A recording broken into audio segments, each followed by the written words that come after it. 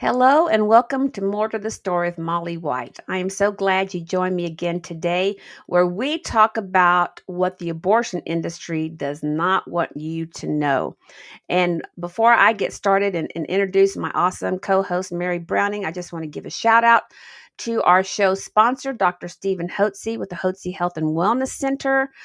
We appreciate his sponsorship. And if you want to stay healthy and want to learn how to stay healthy, then I'd encourage you to contact the Hotze Health and Wellness Center.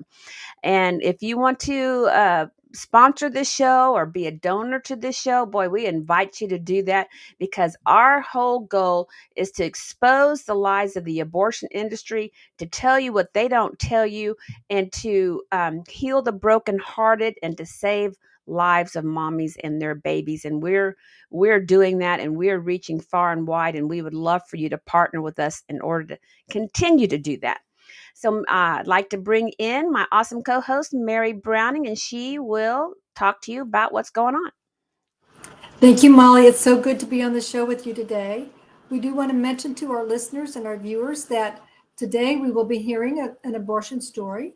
So if you are listening and you have young children in the area, you may want to listen in a way that they are not able to hear. And also, if you are listening or watching and you feel emotion rising up, that may mean that you're being triggered, and we just see that as an invitation to the next level of healing. And we want you to know you can find health, hope, and healing at 866-721-7881. That is the H3 helpline. So thank you for joining us today.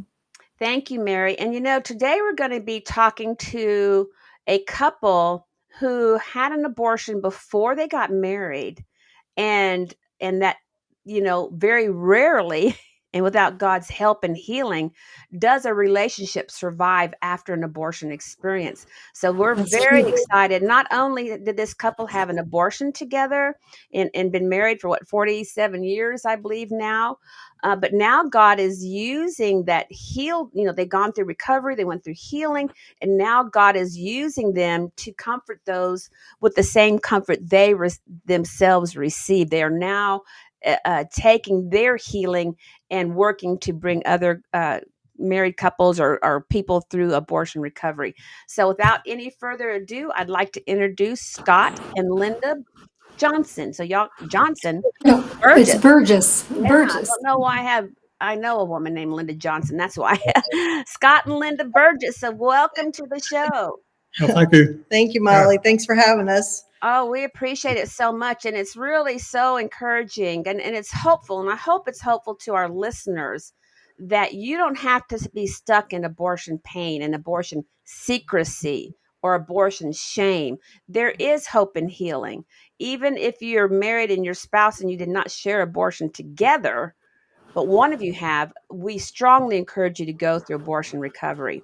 And so, Scott and Linda, I would love for you to come in and just share with our audience and our listeners, a little bit of background about your youth and what happened, and then in your marriage. Yeah. Linda always goes first. Oh, yeah. Lady first. Okay, so growing up, I lived with a typical family. I had a mom and a dad and a sibling, one brother.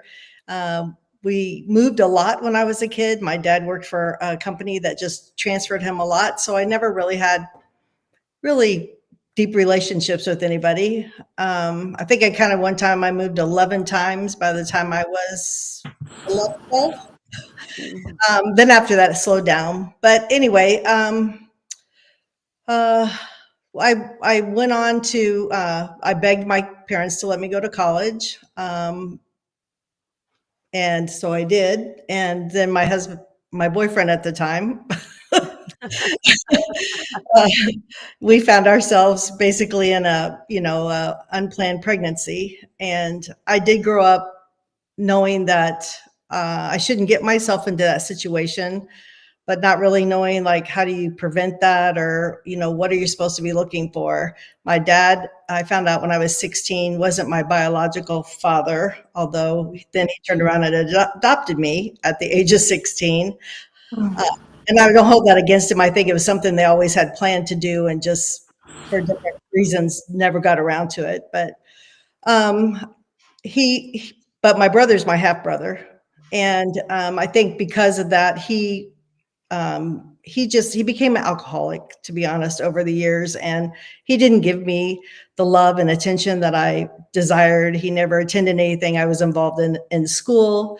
And so when I found Scott, he gave me all that stuff. But again, we ended up in that unplanned pregnancy. And Just like your mom. yes, my mom also had me out of wedlock, but I just couldn't even go to her and tell her I was pregnant. I just didn't want to disappoint either one of them. And so we, And both of y'all were in college at the time? yes. Yes. Mhm. That Yeah. was, And so That was- there's other pressures there. Yeah. Right. Mhm. Yeah. He was getting ready to graduate from college about that time that we found out. So that's kind of Mhm. my story in a nutshell. I'll let him talk about his now, his side. Yeah, I came from a smaller town where my parents were well known in the community and were active in the community. So that I thought would bring shame to them, but I was really, having accepted Christ, unsure of what I should do. And so what I failed to do is seek counsel from anybody, much or a clergyman. What I ended up doing was going to my secular college library and trying to determine if this was actually a human being or not. At that time, many years ago, there was a big debate on whether it was a clump of cells or a human being. That's before all the technology we have today, which I think would have impacted me much more so had we known then what we know today. And I didn't take the advice my father always gave me. He always said, "When in doubt, don't." But I did, and so that's my biggest regret of ever not following his advice, as I did when I should have don't on that typical issue.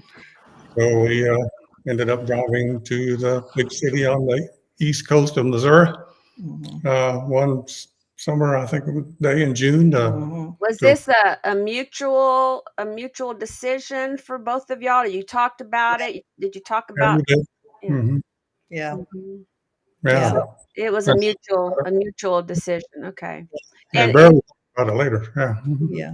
I think both of you are making a good point because neither one of you talked to anyone. Is that right? That's right. Right. Mhm. Mhm. Okay, yeah, and I think that's common, but I think for our listeners and our viewers, that they would recognize that that may be them, or they Mhm. may find themselves in a situation of an unexpected pregnancy, Mm-hmm. and they don't want to tell anyone, don't want to talk to anyone. So what would your advice be to someone that's listening or watching today? What would your advice be to them? Man, I can say the best resource we have right now is pregnancy care centers. Mhm. And everybody should be connected with them. I know you're going to talk about this in a minute, the H3 helpline, but that is one thing still people don't know anything about. They don't know about pregnancy care centers. I wish we could put huge billboards up all around our country talking about pregnancy care centers so people know that there's a safe place to go and just receive counsel, to get that free pregnancy test and those free sonograms and really know what's going on. right. And really talk to someone who will give you all the information you need to know. Yes, they will. Both Many of them have after birth assistance too, even financial assistance. Yeah, Right. well, I mean, Right. if you need help on rent or something. Yeah, so it's And that is a common excuse for a lot of women and men who choose abortion is, oh, my parents, I don't want to tell my parents, I'm in college, what am I going to do? So we're looking at external factors instead of internal instincts, right. for those decisions. Okay, so go ahead and so y'all went to have an abortion. Mhm. Then And we, And what was that experience like for the both of you? well, I wasn't in there, so Mm. well, but he went and I he sat drove in the in the waiting car. room. You No, were that in was the waiting room. okay. hmm And that's Okay. about the extent of what I remember. I kind of remember being on the table. And after that, I remember getting in the car and I don't really remember anything else about the abortion itself. But I don't think we just both suppressed it afterwards. Like we were taking this to our deathbed. We were never going to tell anybody that we'd been pregnant. We were never going to tell anybody we had an abortion. It was a secret we were going to take. Um, and To your grave. and we And took it pretty close, yeah, about halfway there. right. And so, so you graduated from college, I guess, before you, and then got married. Married, yes. He did. He graduated. I ended up Oh, quitting yeah. school, but we got married probably about shortly after our baby would have been born. We got married and we lived a life of working and partying and hanging out with our friends and Well, wasn't then we had children. well, then we did have children, and then we kind of calmed down a little bit, and we made sure our kids were in church. Hmm. And we both grew up going to church. But I was saying about this before I got on here. Like my church was going to church, putting on your good clothes, and really hiding all your burdens. I didn't Right. know church was a building that you went to present yourself, I think. And the churches really should be a hospital for people to be healed from their sins. So Yeah. um, that's Absolutely. yeah. I went to a large church and enjoyed serving there through God and Country that I took through Boy Scouts. And then I think it's important, though, that we had one child, one on the way. We talked about our abortion one night, wrote it on a piece of paper, burned it in the fireplace, and said, we're not going to talk about it anymore. So, Yeah, that So was when probably you talked about it, what does that mean? Did you have, regrets mhm. yeah. or, sorry this happened. We sorry we did this and then burned it Yeah, at in. that time we were sorry, we were regretful. I think we knew uh, there was some shame and guilt there, but we still we were still being stubborn. We still had that Yeah. pride of not being able to, Mhm. and didn't even know really at that time where to go, Right. because I definitely, this was probably 15 years after we got married. We still didn't know where to go. I didn't feel like the church was a place at that time that I could go and share with a pastor. Mhm. But now the church should be the place. And for me, it ended up being the place that I was able to share my abortion story, or we were able to. Absolutely. So, But you did go through, what drove you to get healing? How did you Right. know that something was wrong? yeah, so the post-abortion stress syndromes took effect. And I'd had them, I think they just gradually increased, but I was Mhm. very angry. I was angry at Scott. I thought I was angry at my kids too, but after we went through healing, I went back and asked them. They were like, "Oh no, we just remember you being so mad at Dad all the time, like yelling at him, and but you weren't really mad at us." And but I was looking for my knight in shining armor, thinking it was him, waiting for Scott to rescue me. But what I really needed was for Jesus to rescue me. And it was when the chaos got so bad. And we were actually in the midst of changing churches at that time. And I went to a church's website and they had a healing resource on there. It wasn't their own, but it was another one that they supported. And I felt like, okay, God, your timing's perfect, and I was really ready to lay it all down and walk through that healing process. Is that a Amen. generic healing resource or was it specific It to was abortion? specific to abortion, called Found and Woven. Specific. I went through a 8-week class and then asked Scott to come along to the reconciliation weekend that they held with a retreat. And he said, "Sure, I'll go. I'll support you." Mm. Trick. It wasn't a trick. It was the Holy Spirit. you know. I was wanted to ask that, you were angry at Scott, and I know anger is one of the post-traumatic stress Yes. symptoms.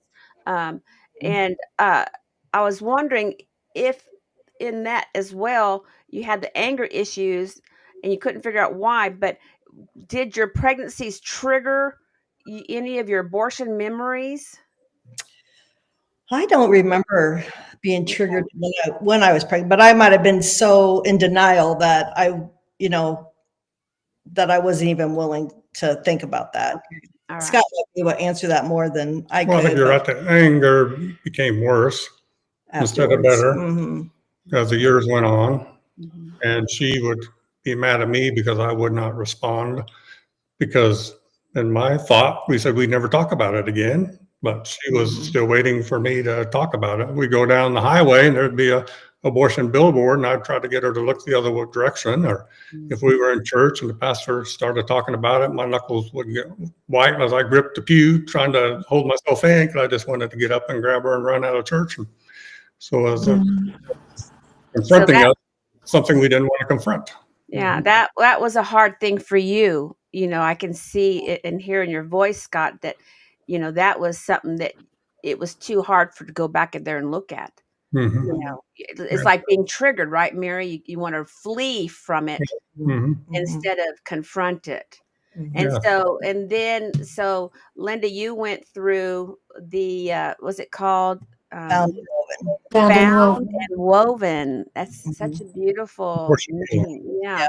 And then Scott kind of joined you on the end of that, Hmm. It was a Yeah. correct? reconciliation, the weekend. Yeah. It's a The retreat, weekend. Friday, Saturday. Okay. And so I just want our viewers and listeners to know that Found and Woven is an abortion recovery program, correct? Yes. And then Scott came in to support you during the reconciliation weekend. And Mhm. how did the Lord move on you at that time, Scott? Well, everything I had buried very deep came to the surface. So I ended up being a blubbering idiot there for a bit, and especially the night when we were praying and confronting what our decision really was. And then actually we both were praying and actually had a vision of our child, and which we shared with each other later, and it was identical as we Wow. were describing who we Yeah. saw. Mhm. Wow. And, so then after that, that's when we became active in abortion healing ministries because we had gone 35 years and through all this anger and somebody trying to destroy our marriage. So that's when we became active with Found and Woven in volunteering and speaking. And so it was it wasn't long after our healing that our pastor asked us to speak at the church. We had 2,000 members. We had 4 Sunday services. Wow. And of course, we said, wait, we have to talk to our family, our children first, Yeah. because our children don't know about They this. didn't. But And we did, and then we received so much grace. We were afraid our daughter-in-law, who had a colorectal cancer at the age of 17, and they had to cut her ovaries, cannot have children. Uh, Oh, how will she react when we say we killed our child and she can't have children? But they were just this grace and happy we weren't getting yeah. divorced because we said, we got something to tell you. Yeah. Oh, we thought you were going to. Oh, Or that one of us was sick or something. Yeah. But yeah. yeah.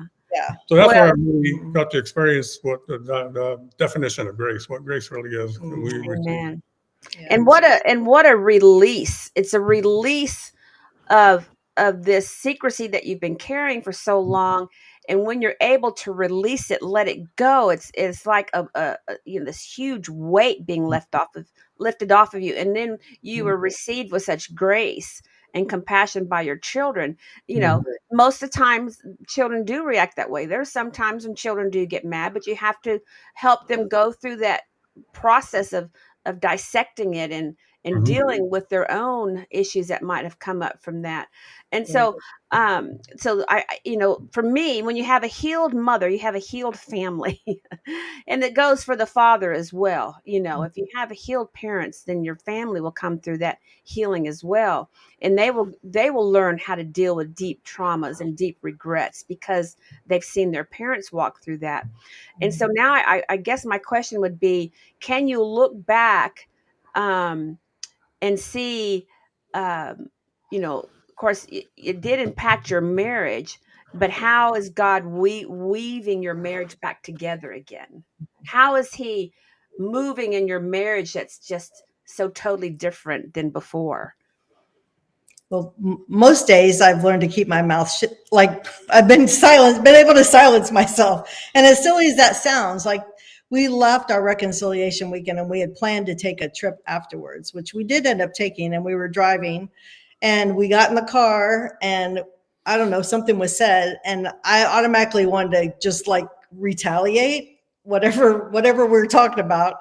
And I just, in my head, I thought, Lord, keep me quiet. And he did. And from that moment on, I knew it was him because we would have just been at this like bickering session. And he did. And I just rode in peace the rest of the way. Not the whole, I mean, I didn't stay totally quiet, but that problem just kind of went away, you know? And so, and I'm not perfect at that every time, you know, but he has changed my life in that. He has taken away, I had suffered from anxiety too. He's taken away so much anxiety out of my soul, I would say, along with the anger. But he's done a really good reconciliation in our marriage. You know, we wouldn't be able to go to before people and talk about what we've been through. Mhm. And everybody's like, oh, I never could tell people that. Well, or people won't like me. Well, yeah, you might lose a few friends along the way, but for the most part, the people who really care about you and understand, and they, you know, I'm still here. Nobody's come after me yet. I'm still here, you know, and he's still here. So telling our story is just part of what we feel like God has given us at this point in our lives to share what he's done in our lives through him, through his work and through the ministries that we've been through. And I actually, have a question. No, go ahead, Scott. I was going to say, I traveled a lot for work. And I mean, first of all, I was on shift work as a police officer when we first got married. So we never actually even slept together. And because when I left the police department, it was so odd. We both had to share a bed. And we were fighting each other because we were used to having a bed by ourselves. So, but then in my profession, I was traveling across the US and Canada. So we weren't even around together a whole lot. Then when I had my prostate cancer and I was home recovering, and I couldn't believe she said, you should think about retiring. Like she actually liked to have me at home. And so 5 years I've been retired, so that's the test right there. Yeah. We're together so much now. Yeah, it's like my parents were married 74 years and they keep getting asked, well, what's the secret to being married so long? And my dad says, well, I was gone a lot. You know? Yeah. That's right. Yeah. Go ahead, Mary. I have a question, and this is really for both of you because I hear the anger. Linda, you were talking about the anger, and Scott, you could tell it was there. But Linda, did you connect that with the fact that you'd had an abortion? And then also for Scott, did you see any sort of effects in your day-to-day life? So, Linda, did you always know that the anger was connected, or? No, I didn't. In fact, I grew up in a pretty angry household as a child. That's how I saw my parents communicate. So I basically thought it was pretty normal. But then as the anxiety, I think, really started building up in my life and I was trying to deal with that. I don't know. I wish I could remember exactly what point, but I think it's just over time. You can only take so much. And then, you know, you've got to start figuring it out. Well, when you saw the mission that the church supported, you were looking for a church. It seems like. Well, but I was already I already knew I needed something at that point in my life. So when I found that ministry on the church's website, that was kind of confirmation, like reach out. But let me tell you, when I reached out to them, I was scared to death. Like I was so scared. I was like, I felt like I drove to the location I was meeting this girl at, and I felt like there was a neon sign over the car said, she's had an abortion. She's had, you know, just the way the enemy wants to work. But That's the way the enemy wants to work. And what's interesting, I want to plug it in right here. And you probably know this, but our audience may not. But over half of every abortion is done on a woman of Christian values. So evangelicals, mainstream, and then Catholics. And the Catholics have a little bit more of the average of all the Christians Mm. there. And then and a pastor we had on our program, Pastor Arnold Colbreth, said that 4 out of 10 women in the church have had an abortion, or they're in the church, they're Right. sitting in the pews, and that Mhm. means so is their boyfriends, so are their children, so are their maybe their parents. So Right. so if Satan tries to, he wants to keep us isolated and silent. But when we speak out and share our experience, it draws those who are wounded to us, Mhm. so I'm sure you have that same um uh okay, but our producer put a question up here for us. I guess we're kind of running out of time, but that, I'm sure that's the experience that y'all have had. The more you talk and share, the more people that come to you and trust you and share their experience. And so I guess our producer has a question for you, Scott, is, to talk about the helpline. Y'all, we put up the H3 helpline phone number on every one of our podcasts. And so, Scott, I know you and Linda both are volunteers on this helpline, and I guess we want to share some time about, has there been an increase of men calling, and how do you handle those calls? Yeah, so the helpline's answered by a live woman who's experienced an abortion 24 hours a day, 7 days a week. And then they gather the information so we can find a local abortion healing for them.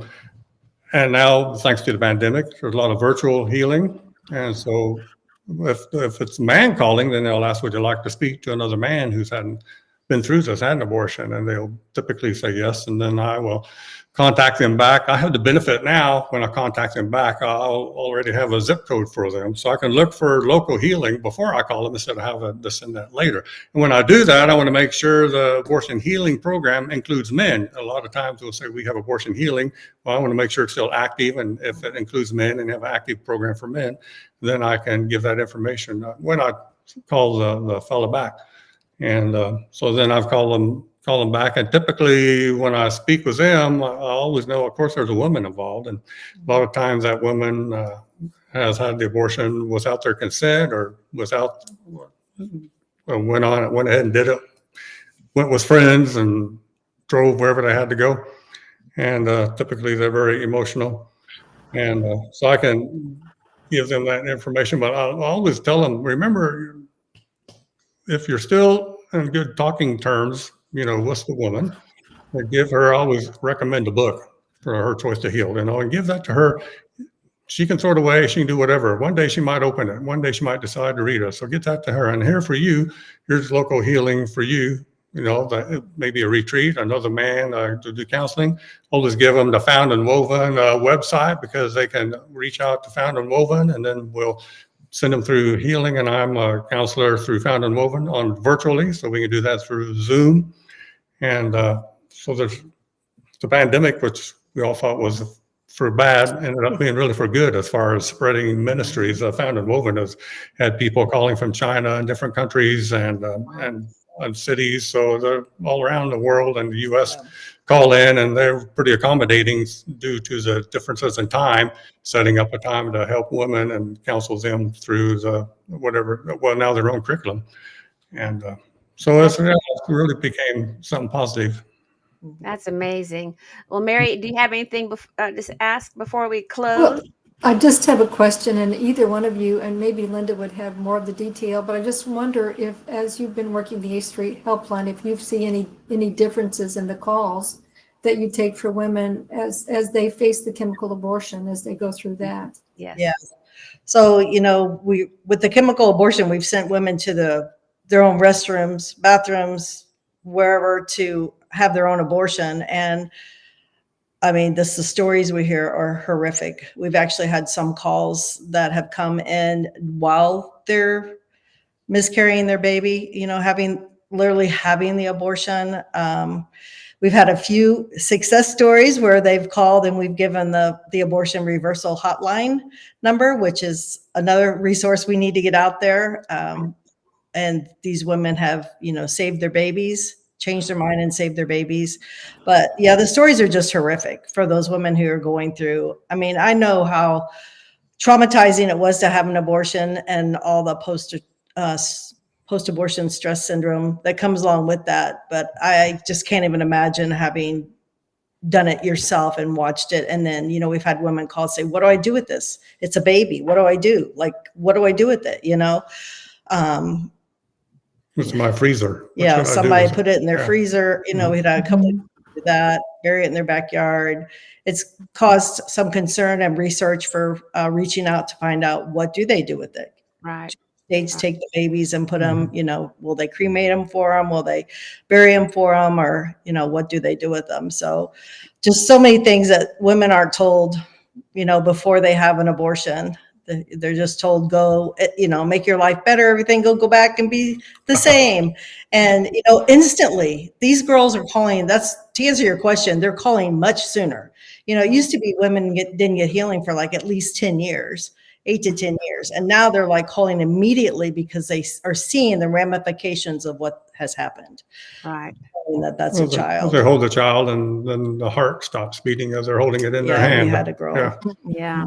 It's very traumatizing. And we've had a lot of testimonies and a lot of doctors and helpline volunteers, telling us about these horrific stories. And I just want to, we've got to go. I just want to thank y'all so much for coming on and sharing your story and sharing how God is using you, and to give hope to our listeners and our viewers that, hey, your relationship can survive, but you have to work on it. You have to confess it. You have to deal with it. You have to allow God to take y'all through that healing journey.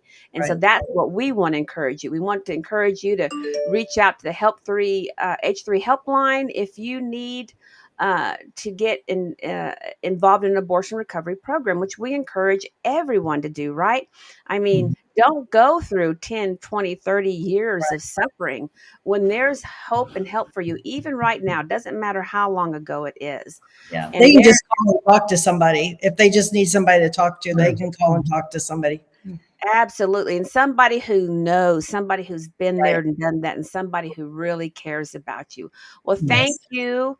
Molly, I just have one thing, and Okay. I think our producer ran this number, but I want to be sure we speak it out for those listeners. And this is the abortion pill reversal number, 877-558-0333. I believe that's the correct number. Yes. So thank you for letting me plug that in there, Molly. And thank you, Linda and Scott. We've so enjoyed having you on the show. Thank you. Thanks for having us. Thank you for doing that, because we do have a lot of listeners. And thank you for tuning in to More to the Story with Molly White. And we look forward to seeing you again next time. And remember, send this out to your friends. Encourage others to watch. Thank you. See you next time. Bye-bye. Hello, friend. Our broadcasting wanted to take a moment to personally thank you for being a listener of the More to the Story podcast. Whether you're a longtime subscriber or just found us, we're so glad you're here. This podcast is a community built on sharing, and that's where you come in. If an episode has ever resonated with you, please consider sharing it. Text it to a friend, post it on social media. Your recommendation is the most powerful way to help these important stories reach new ears. We are also inviting businesses and individuals to partner with us as official sponsors. Sponsoring the podcast is a wonderful way to reach a dedicated, thoughtful audience while directly supporting our mission.